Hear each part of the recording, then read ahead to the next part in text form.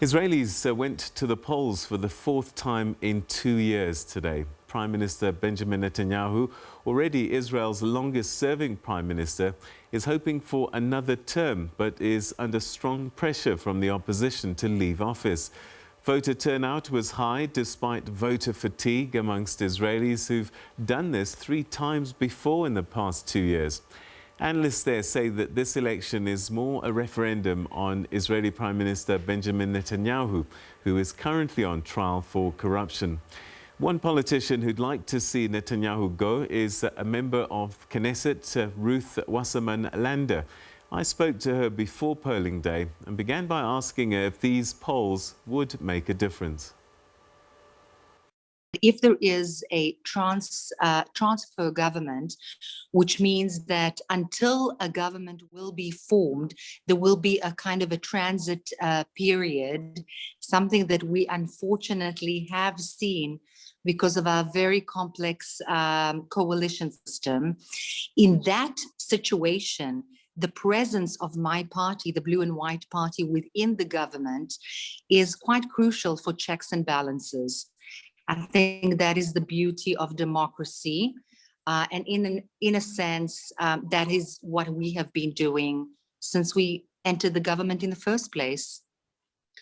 So what's at stake in these particular elections? Some say that this is just a referendum on Benjamin Netanyahu. The biggest issue, I'm afraid to say that you're absolutely correct, Peter. The biggest issue is Netanyahu yes or Netanyahu no. Yet the issue of the pandemic and the economic situation have also been very worrying for a lot of our citizens. But I believe that the main issue this time around will be Netanyahu yes or Netanyahu no.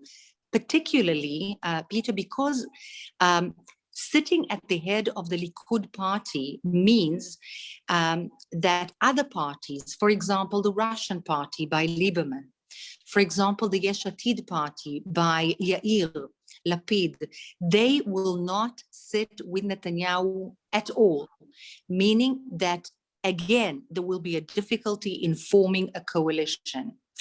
And we may, unfortunately, see yet another round of elections in my country. Prime Minister Netanyahu has been punting the vaccination nation. He had been criticized for how he had handled the pandemic up until the rollout, and then it's been full speed with that. Will that not tip some voters towards him? There's no doubt about it. In fact, we have just over 5 million people in this country, at least with one dose of the vaccination. Not only that, I can tell you that we have had approximately 100,000 vaccinations donated to the Palestinian Authority and continue to do so. So in that regard, I must say that he has been not only efficient, but very, very responsible in terms of the population. So the corruption charges against him, I mean, they're quite serious. Fraud, breach of trust and bribery. Are these not a factor in this vote? Yes, absolutely. As I said, the elections are in essence about Netanyahu yes and Netanyahu no. In fact, I would say that my country is divided and there are lots of demonstrations. One can see it almost on a daily basis now against him because of exactly those allegations that you mentioned.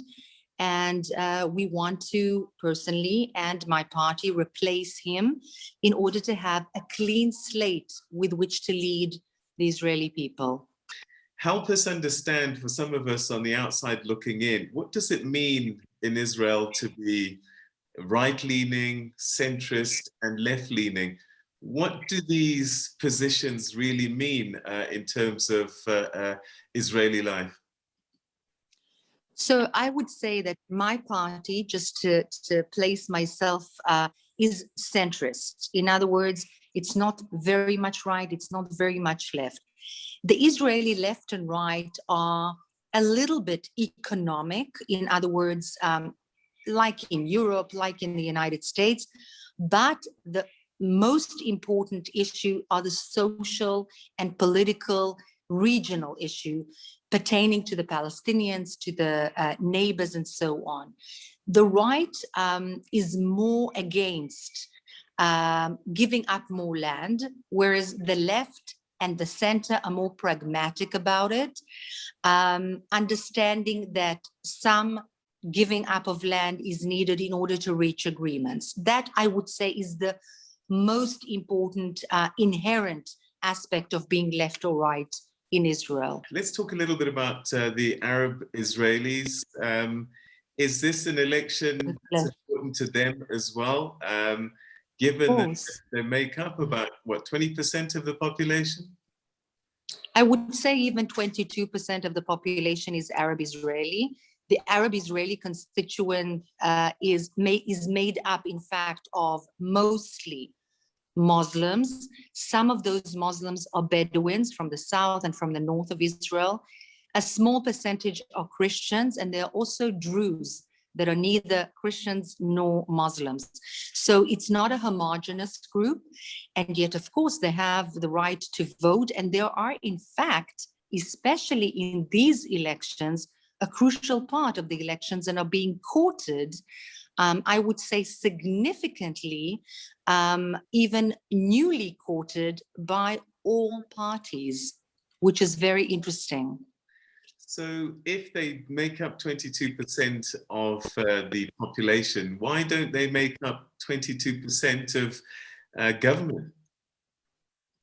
Well, in fact, in the Knesset, out of 120 members of Knesset, there are, if I'm not mistaken, currently about 15 members of Knesset from the Meshutefet. The Meshutefet is the United Arab List made up of a number of parties that don't necessarily see eye to eye with one another. It includes the Islamic Party and the Communist Party all in one round. In fact, this time around, the Islamic Party has been separated from the general list and is running separately.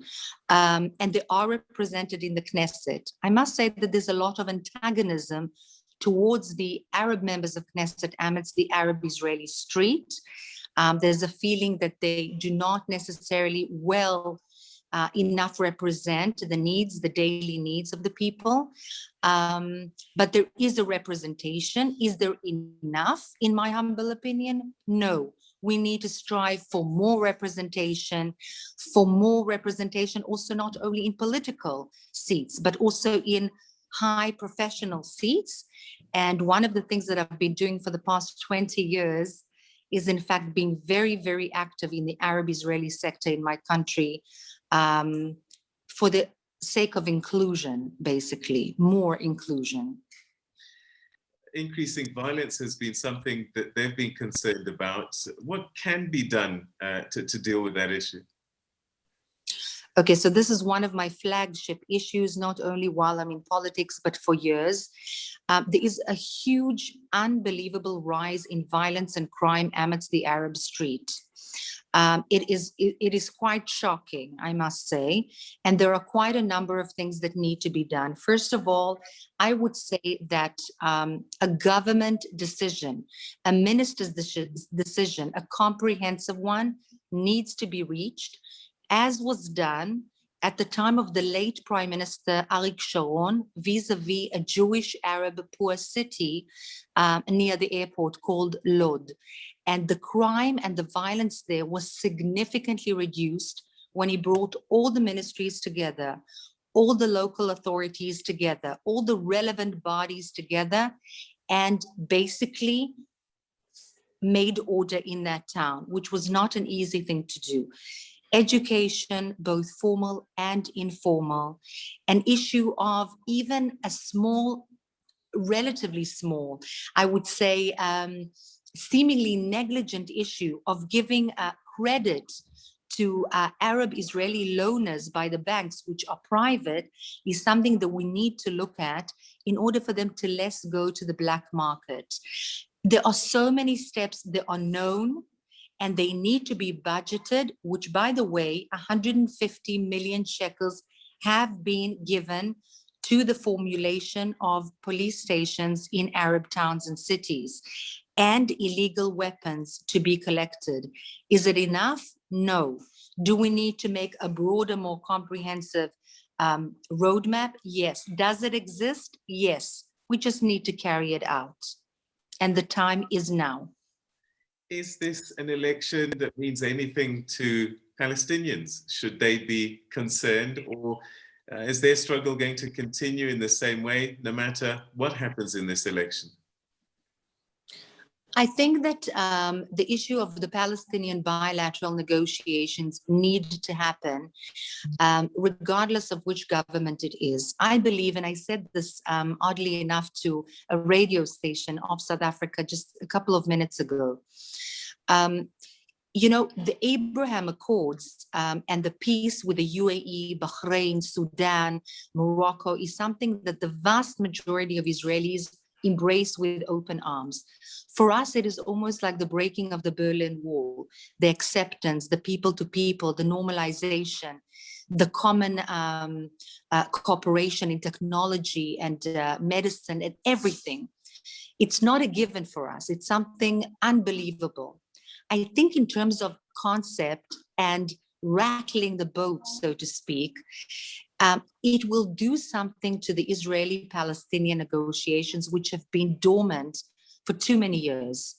And despite the fact that on the one hand, Palestinians seem to have been displeased with the Abraham Accords, feeling that maybe they've been jumped over or neglected, I feel to the contrary that perhaps this will change the prism of thought and maybe bring them on board in order for real live negotiations to come to place, because the UAE is also pushing for that.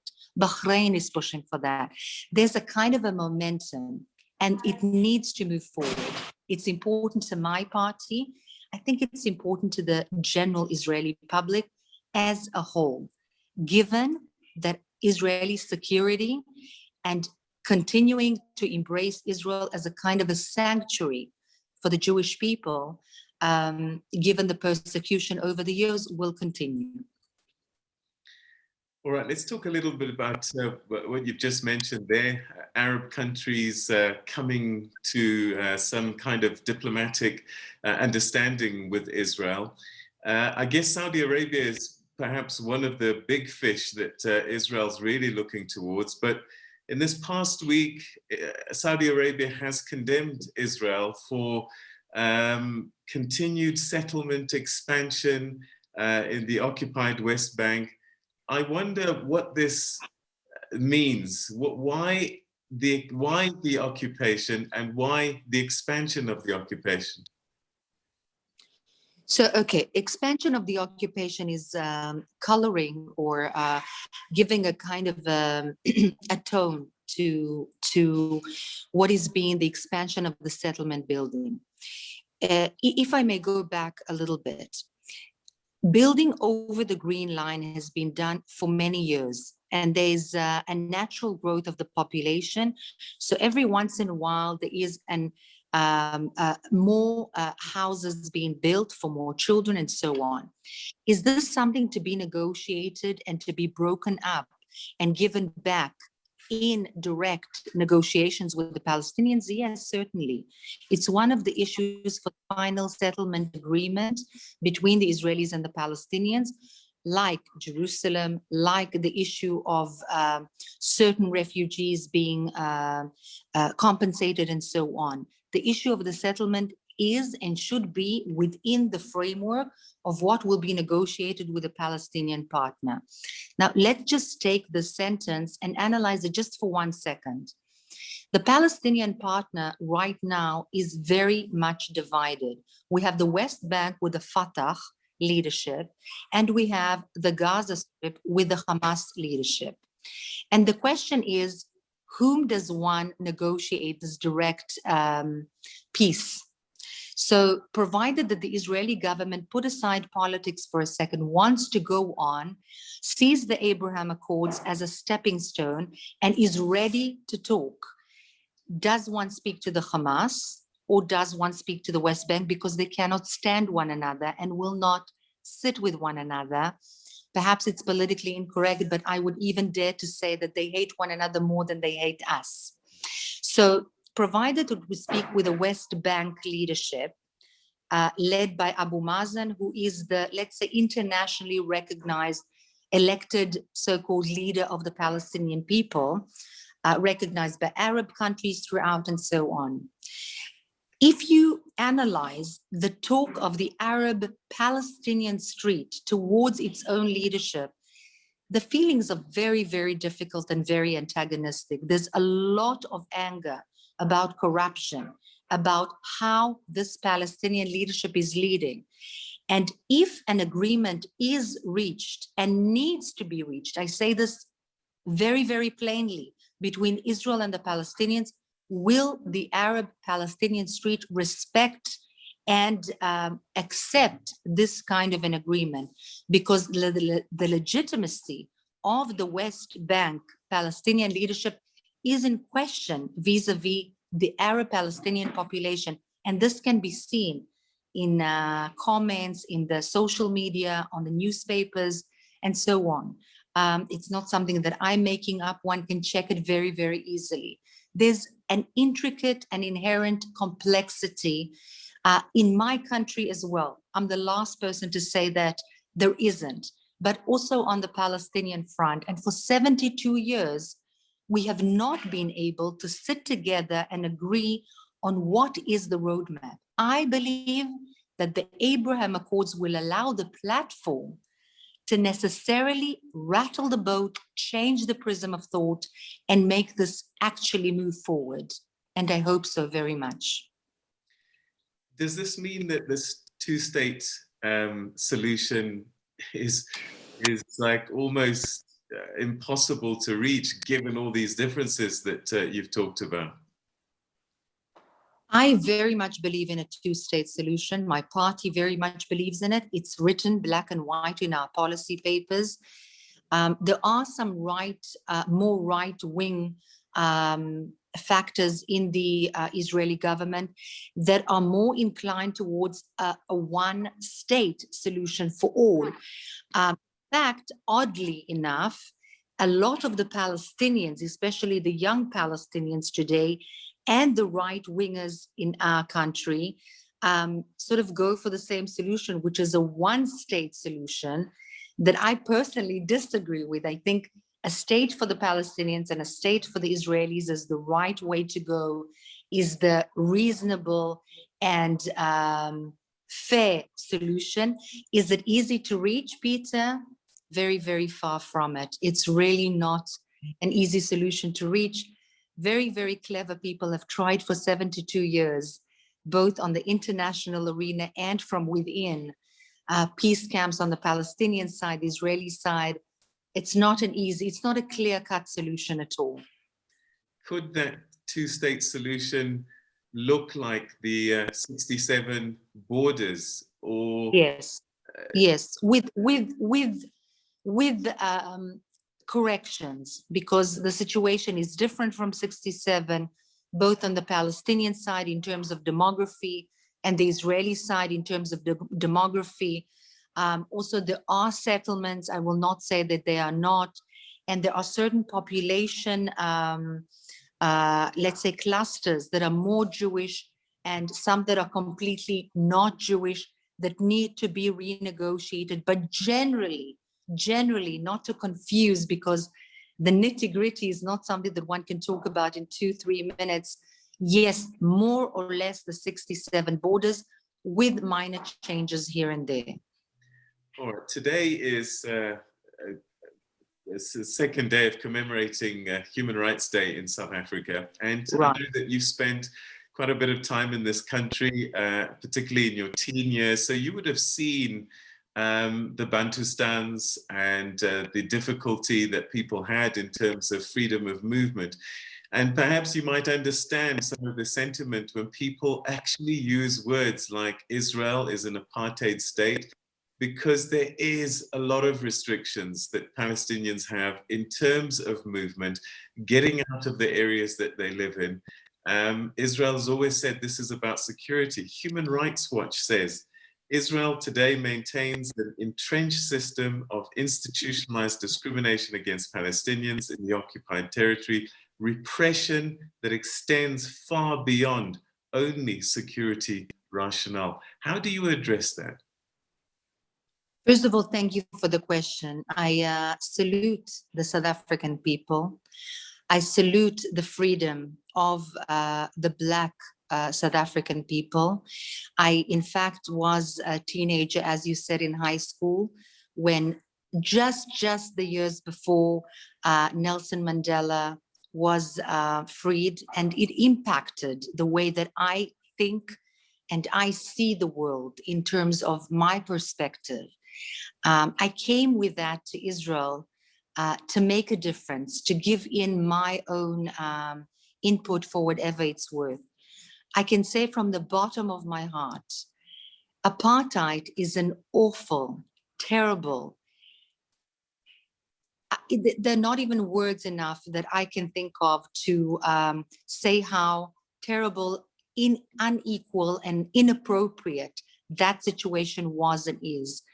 But as somebody living in Israel, I look at your eyes and I tell you from my heart, there is no apartheid in my country. Apartheid, and I knew apartheid. I lived in South Africa despite apartheid being illegal already or not legally binding at the time when I grew up here. It was in the minds and the perspectives and the thinking of people. It is an awful, completely unacceptable frame of mind. This is not the case in Israel. The leadership in the Palestinian side of the map is a Palestinian leadership. Mahmoud Abbas is the president of an autonomy. The autonomy doesn't have an army, but it does have police forces with weapons. It has an autonomous economic policy, an autonomous foreign policy, an autonomous inside policy. And there is a lot of discontent amidst the Palestinian people, as I said, towards its own leadership. Israel has a different policy. It is much more democratic from within. If you look at the entire aspect of Israel and Palestine as one state, one entity, you may look at it from an apartheid perspective, but it is a wrong perspective because we just spoke 1 minute ago about a two-state solution. This is what I believe in. This is the international agreement that is the fairest solution. So if we look at a one-state solution, in which case voting rights and movement rights and all rights need to be equal, that's a different situation. But we are not there yet. The Palestinian street and the right-wingers in Israel perhaps are looking towards that solution. Currently, there is the state of Israel and the Palestinian autonomy. That's not to say that there are no restrictions of movement from the Palestinian Authority towards the state of Israel because of potential terrorist attacks. But there are working permits. There are, again, autonomy in terms of economy. The policy is not the same policy. In terms of pandemics, there are no borders. The pandemic doesn't care whether one is Palestinian or Jewish or Arab Israeli. There are lots of cooperations on the security front. For example, the Fatah and the Palestinian leadership in the West Bank hates the Hamas, sees it as its arch enemy. Israel and the Fatah sometimes combine forces against those who are threatening the West Bank leadership. Do you accept sometimes there are excesses by Israeli soldiers, authorities, and that sometimes you can understand the pain of families who can't visit each other because they don't have... Yes, Peter, I do. From the bottom of my heart, I do. As a human being, the pain is pain, whether you're Palestinian, whether you're Jewish, whether you're an Arab Israeli. It's an international, it's something that one cannot even argue with. It's not a policy. Pain is human. If I understand the pain, yes. Should we move towards negotiations, direct negotiations with Palestinians to create a real two-state solution? Finally, definitely yes. And it's also written black and white in my policy papers. And the vast majority of Israelis support that. Is it easy? No. Had it been easy to create a separation, it would have been done already. And I can tell you and invite you and your listeners to visit this country. It looks different than the stereotypical image that is portrayed in international media. It's different. It's more complex. It's more warm. Things you will agree with, some things you will not agree with. And the beautiful thing is that you're more than welcome to say whatever you agree with is fine. Whatever you disagree with is also fine. The criticism here is sky high about everything. We have opinions about everything. Please, God, I hope and pray that in my lifetime, so that my children will not have to serve in the IDF, we will achieve peace.